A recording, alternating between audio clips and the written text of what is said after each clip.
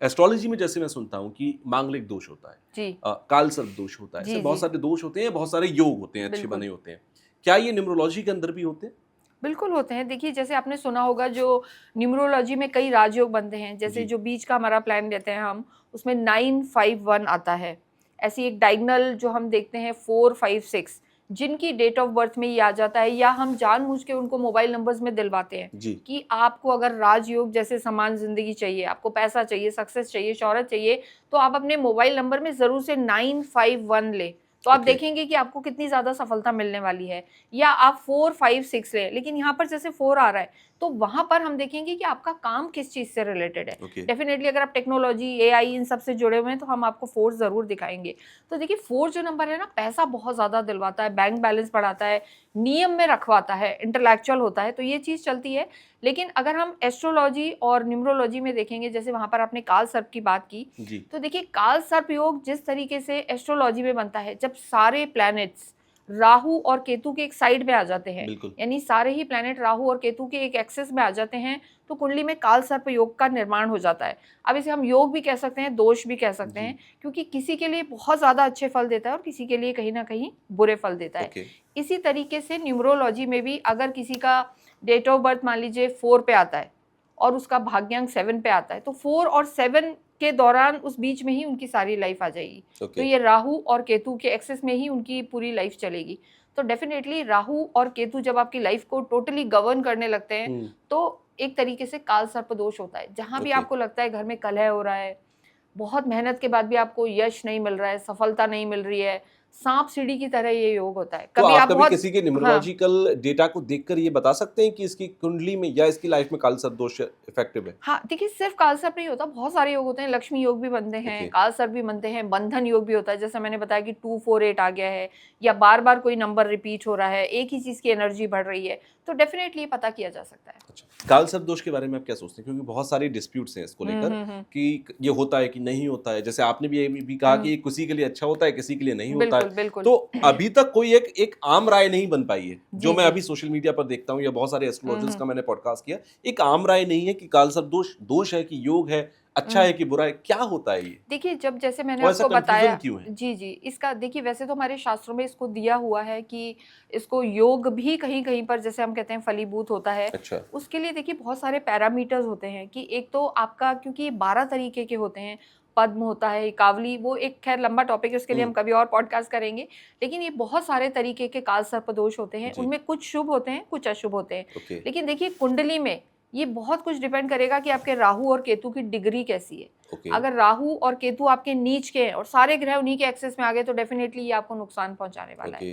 लेकिन किसी के राहु और केतु अगर उच्च के हैं और वो आपको सपोर्ट कर रहे हैं, धन भाव में राहु बैठा हुआ है, आपका नंबर भी 4 है, आपका काम भी टेक्नोलॉजी से जुड़ा हुआ है और हुँ। राहु की ही महादशाएं आ गई हैं, जी। तो डेफिनेटली ये राहु केतु आपके लिए फ्रूटफुल रहने वाले हैं।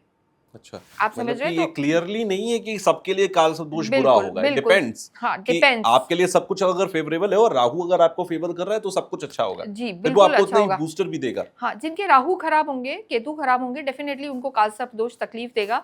और ओके। फिर भी देखिए जिनकी कुंडली में कालसर्प दोष बना हुआ है, जी। उनके लिए मैं ज़रूर कहूँगी इंडिया में 2 स्थान हैं ऐसे। वैसे तो आप जितना शिव आराधना करेंगे, जी। अमोघ शिव कवच पढ़ेंगे, जी। गौरी शंकर रुद्राक्ष अगर आप धारण करते हैं, तो डेफ़िनेटली मान के चलें कि कालसर्प दोष से आपको मुक्ति मिलेगी। हुँ। इसके अलावा आप चांदी से बने हुए 2 सर्प या तांबे से बने हुए 2 सर्प जी। प्रॉपर रुद्राभिषेक करा के आप शिवलिंग पर चढ़ा सकते हैं या बहते हुए पानी में आप दान कर सकते हैं। और हुँ। जैसा मैंने आपको बताया, आपने सुना होगा तिरुपति बालाजी है। हुँ। तिरुपति बालाजी में एक स्थान है कालहस्ती करके।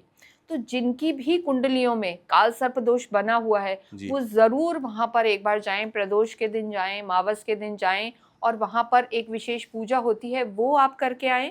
तो आप मान के चलें कि राहु केतु से जनित सर्प होता है ये, जी। इससे बना हुआ जो भी दोष है, अगर नेगेटिव है, योग है तो आपको ज़रूरत नहीं है, ओके। लेकिन मंदिर जाके आप दर्शन ज़रूर करें। एक तो कालहस्ती और एक आपने सुना होगा उज्जैन में है महाकाल, बिल्कुल। है ना? तो वहाँ जाके आप ज़रूर दर्शन करें और ओके। नित्य आप एक रूटीन बना लें कि मुझे डेली शिव जी पर एक जल का लोटा चढ़ाना ही चढ़ाना है, तो आप देखिए राहु केतु बिल्कुल आपका कुछ भी नहीं कर पाएँगे। यानी किसी का भी राहु केतु खराब है, भगवान शिव की पूजा आराधना बिल्कुल, करे, बिल्कुल, एक लोटा जल ही चढ़ा दे, बिल्कुल। तो राहु केतु शांत रहते हैं। बिल्कुल शांत रहते हैं। तो क्योंकि देखिए शिव जी के गले में आपने देखा होगा सर्प होते हैं और उनको सर्प प्रिय भी बहुत होते हैं। तो आप अगर सर्प का दान शिवलिंग पर जाकर कराते जी। हैं या आप शिव आराधना करते हैं स्पेशली प्रदोष के दिन और मंडे के दिन, तो डेफिनेटली राहु केतु आपका कुछ भी नहीं बिगाड़ पाएंगे। इसके अलावा देखिए, जो सांप होता है, कहा जाता है ना कि चंदन की लकड़ी से डरता है या मोर से उसे डर लगता है।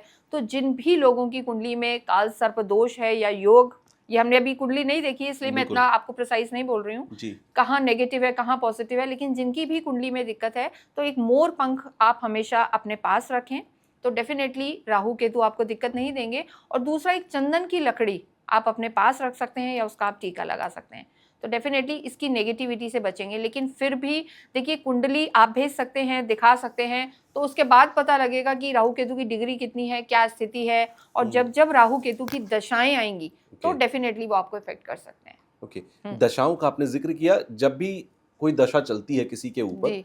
तो दशा का अर्थ क्या होता है? मतलब कि वैसे तो सारे प्लैनेट, मान लीजिए राहु मेरे लिए अच्छा है तो लाइफ लॉन्ग अच्छा है, बुरा है तो लाइफ लॉन्ग बुरा है। अब राहु की जब महादशा आएगी तो फिर उसका क्या मतलब है? देखिए, कुंडली में क्या होता है, जैसे हालांकि न्यूमरोलॉजी में भी होता है, एक पिनाकल्स होते हैं। ओके। न्यूमरोलॉजी में भी हम दशाओं को पिनाकल्स कहते हैं कि अब ओके। आपका मंगल चल रहा है, अब आप, बहुत डीप साइंस है ये। ओके। लेकिन एस्ट्रोलॉजी का आपने पूछा है तो देखिए, सारे ग्रह जब आपके चल रहे हैं, मान लीजिए अभी मैं कहूंगी कि आपका राहु की दशा चल रही है, जी। यानी इस समय पूरी तरीके से 18 साल का राहु होता है, तो राहु आपके लिए 18 ईयर्स के लिए एक्टिव है, तो उस समय उसके प्रभाव ज्यादा बढ़े हुए होंगे। या मान लीजिए किसी के लिए मंगल चल रहा है या सूर्य की 7 साल की दशा चल रही है, किसी की चंद्रमा की, जब जो दशा चल रही होती है उससे वो सबसे ज्यादा उस समय वो फल देती है। जैसे आप समझते हैं ना कि अभी मैंगो का सीजन है, तो अभी मैंगो सबसे ज्यादा अच्छे मिलेंगे, बेशक हम कहीं से उन्हें इम्पोर्ट करें, कुछ करें, लेकिन बिना सीजन के वो उतना ज्यादा इफेक्ट नहीं करेंगे, उतने अच्छे भी नहीं आएंगे। तो इट इज लाइक दैट, जब दशाएं होंगी तो उनके फल भी सबसे ज्यादा होंगे। कोई ग्रह अच्छा है तो अच्छे फल देंगे, और कोई ग्रह नेगेटिव है तो उस समय आपको नेगेटिविटी भुगतनी पड़ेगी।